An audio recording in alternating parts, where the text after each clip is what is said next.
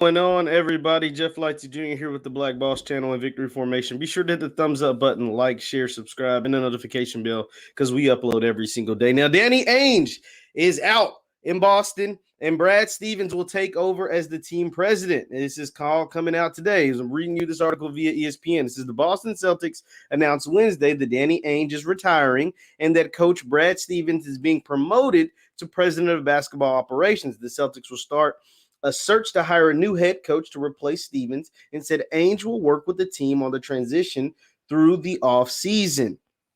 As Ainge said, he started thinking about the move when he had a mild heart attack in 2019, and he said that the last couple of years have been tough because of the pandemic.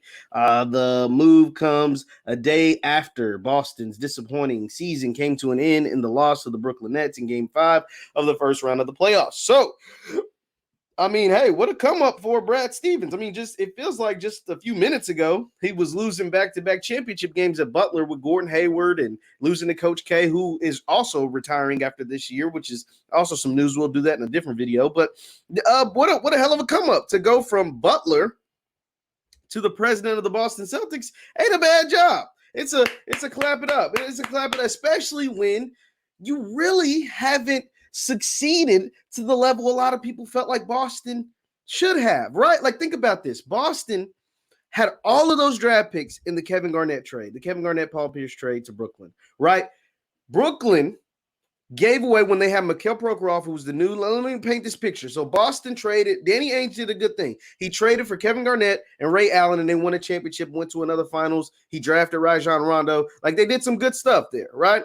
So once that era was over, the writing was on the wall, the era was over, he actually finessed the hell out of Brooklyn. He got like a ton of first-round picks from Brooklyn, which ended up being because once he traded Paul Pierce and Kevin Garnett, they weren't good anymore, and he knew it, and they were expensive, and they were old. And so he traded, like Brooklyn traded all their first-round picks for the next like 5 years, right, to Boston. And those picks ended up being Jaylen Brown at number 3 overall. They actually had the number 1 overall pick and were able to finesse Philly, and they went up and got Markelle Fultz. Boston trades back to 3. The Lakers take Lonzo Ball at 2, and they get Jason Tatum. So they get Jaylen Brown, Jason Tatum out of that. They were also able to sign Kyrie Irving at one point. They were also able to sign Gordon Hayward at one point. And to show for that, 0 finals appearances, 2 Eastern Conference finals, and that's it. That's it. Like that's all you get with Boston. And so to a lot of people, especially with that trade, the Brad Stevens as head coach experiment coming out of Butler, he was the genius. He was the mad genius. He was the Sean McVay and Kyle Shanahan are to the NFL. That was Brad Stevens 8 years ago when he first got hired. It's been 8 years already. When he first got hired in Boston, you had Isaiah Thomas. You know, he was averaging 30 points a game at one point.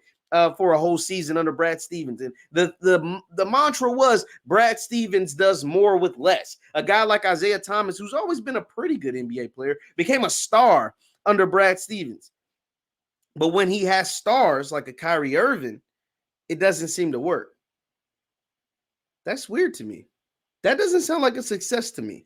Because as a head coach in the NBA, you only win with stars. Stars are what win in the NBA.